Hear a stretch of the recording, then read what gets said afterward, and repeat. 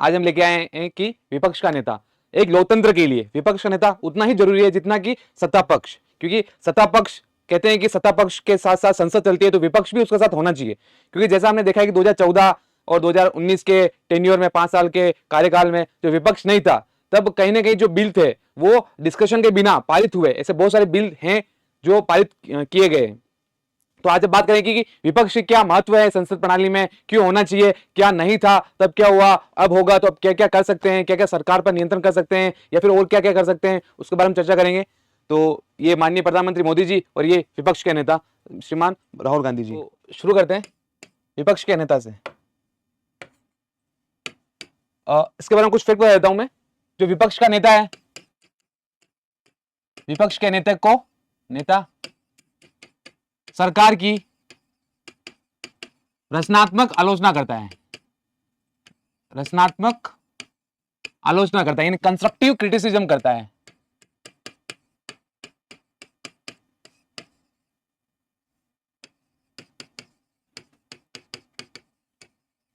यह एक वैकल्पिक सरकार प्रदान करता है, वैकल्पिक सरकार प्रदान करता है यानी अल्टरनेट गवर्नमेंट प्रदान करता है। क्योंकि ये सदन का दूसरा सबसे बड़ा नेता होता है, क्योंकि सेकंड लार्जेस्ट इनके पास सीटें होती है। जैसे कि इसी चुनाव में 2024 में उनको 99 सीटें मिली कांग्रेस को। तो अभी कांग्रेस के नेता जो विपक्ष नेता बनेंगे संसद में वो कौन होंगे, वो कौन है, राहुल गांधी जी। 543 जो टोटल सीटें हैं इनके 1/10 कुल सदन में बैठे हुए कुल सीटों का 1/10 हिस्सा विपक्ष के नेता का होता है। यानी अगर इनके पास 55 से प्लस अगर सीटें हैं, जो कि 99 आई थी विपक्ष कांग्रेस को, तो वो विपक्ष का नेता बन सकते हैं। 2014 और 19 के बीच में यही हुआ था कि उनको जो 1/10 मिनिमम जो सीट चाहिए विपक्ष का नेता बनने के लिए वही नहीं आई थी, इसलिए विपक्ष का नेता 2014 और 19 में एब्सेंट था। आगे चलते हैं। विपक्ष का नेता की और क्या खासियत है, ये 1977 में इनको विपक्ष के नेता को leader of opposition LOO leader of opposition को वैधानिक माना था। और इसी 1977 में वेतन भत्ते एंड अन्य सेवा शर्तें का एक अधिनियम पारित किया गया 1977 में, जिसके द्वारा विपक्ष के नेता के जितने भी वेतन शर्तें या अलाउंसेस, जितने भी अलाउंसेस या सब कुछ अलाउंसेस मिलाकर वो किसके द्वारा तय किया गया, वेतन भत्ते अन्य सेवा शर्तें अधिनियम 1977 के द्वारा एक एक्ट के द्वारा उनको सैलरी वगैरह दी जाती है। आगे बात करते हैं लीडर ऑफ अपोजिशन के पास पावर क्या है, यह लीडर ऑफ अपोजिशन 7वां सबसे बड़ा सरकार का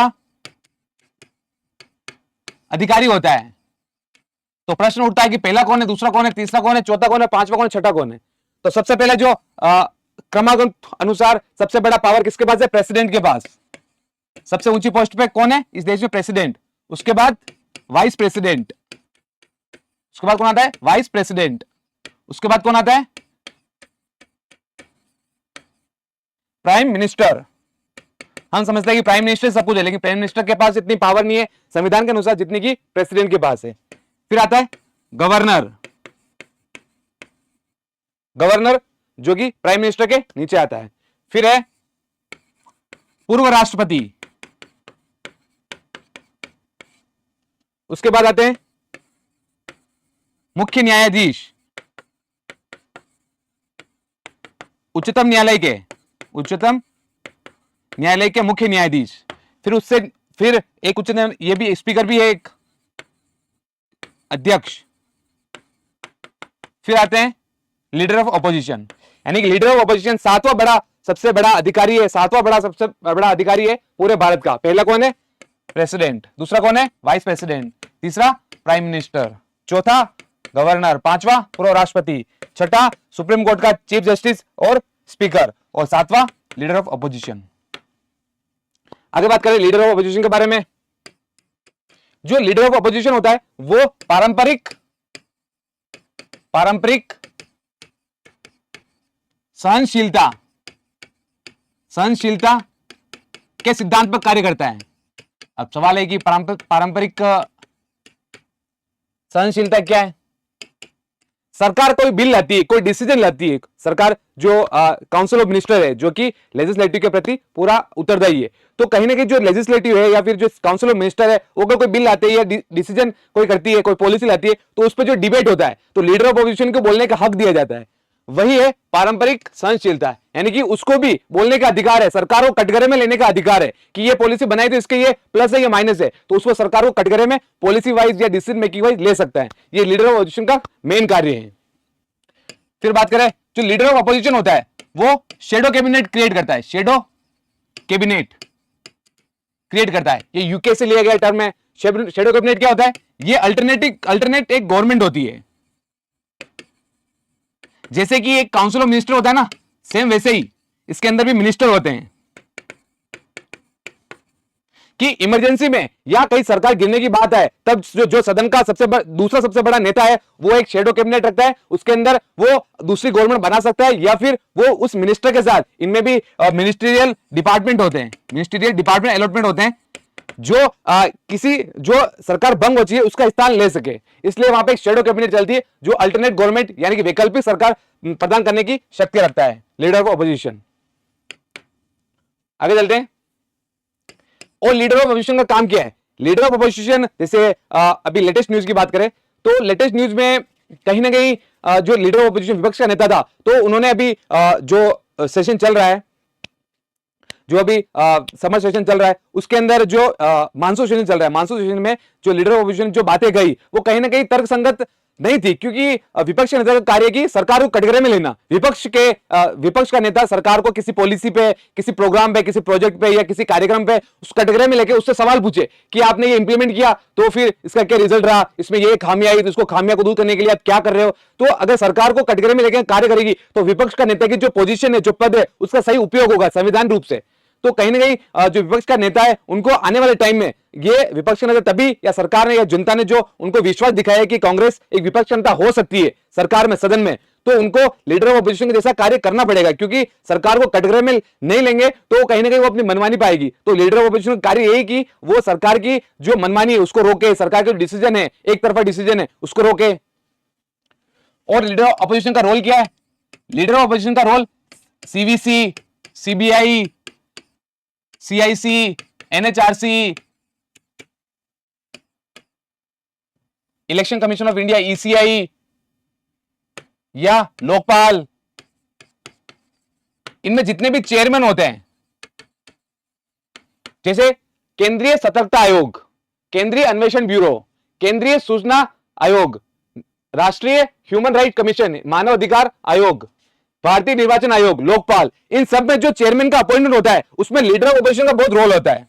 आपने देखा होगा कि कहीं ना कहीं 2024 में बहुत सारे एक्सपर्ट का मानना है कि ईसीआई, भारतीय चुनाव आयोग का कहीं ना कहीं मिसयूज किया गया है। हालांकि वो सब जांच के बाद कहना उचित होगा, लेकिन बहुत सारे लोगों का कहना है, क्रिटिक्स का कहना है कि वो उसका मिसयूज हुआ है। तो मिसयूज क्यों होगा? जो ईसीआई के अंदर जो सुप्रीम कोर्ट केस गया था, सुप्रीम कोर्ट ने भी कहा था कि जो सुप्रीम कोर्ट ने क्या कहा था कि ईसीआई के चेयरमैन में अपॉइंटमेंट के लिए लीडर ऑफ अपोजिशन का होना जरूरी है। लेकिन संविधान में एक बात और लिखी है कि अगर ईसीआई के जो चेयरमैन है उसका अपॉइंटमेंट कर रहे हैं, जिसमें प्रधानमंत्री खुद अध्यक्ष होते हैं, फिर लीडर ऑफ अपोजिशन होता है, फिर एक प्रधानमंत्री से नियुक्त एक ज्यूरिस्ट होता है, तो इसमें संविधान में लिखा गया है कि अगर कमेटी के अंदर से जो कमेटी ईसीआई के चेयरमैन का फॉर्मेशन कर रही है, बना रही है, चेयरमैन को अपॉइंट कर नियुक्त कर रही है, उसमें से अगर एक मेंबर भी अगर नहीं होगा, उसमें से अगर एक मेंबर भी नहीं होगा तो वो अपॉइंटमेंट हो सकता है। इसलिए ईसीआई का अभी चेयरमैन है।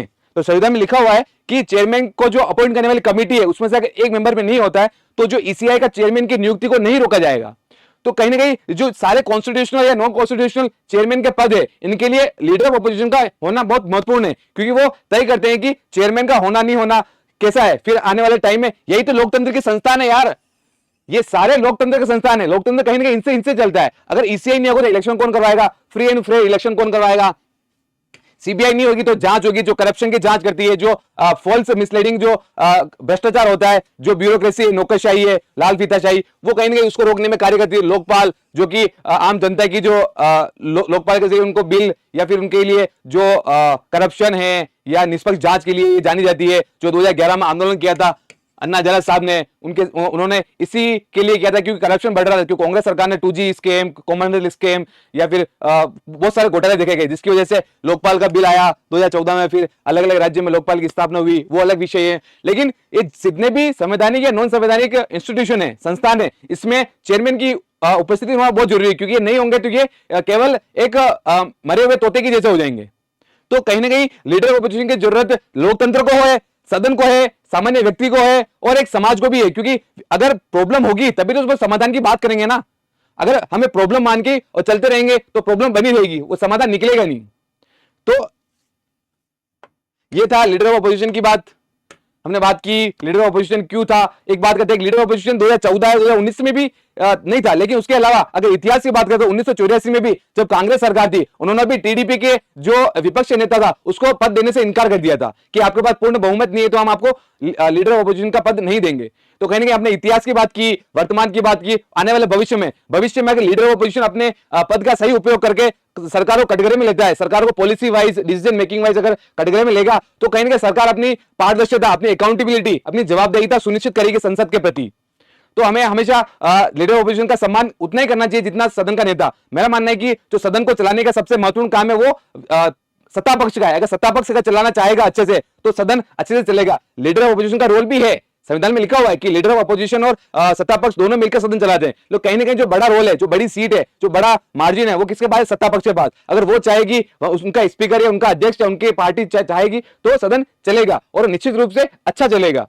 इससे लोकतंत्र कायम रहेगा। जो कहते हैं ना कि सबका साथ, सबका विकास, सबका विश्वास, सबका प्रयास, तो सबका प्रयास में ये छुपा हुआ है कि सदन का नेता और विपक्ष का नेता मिलकर काम करें। तो आज के लिए यही क्लास को विराम देंगे। Thank you. जय हिंद।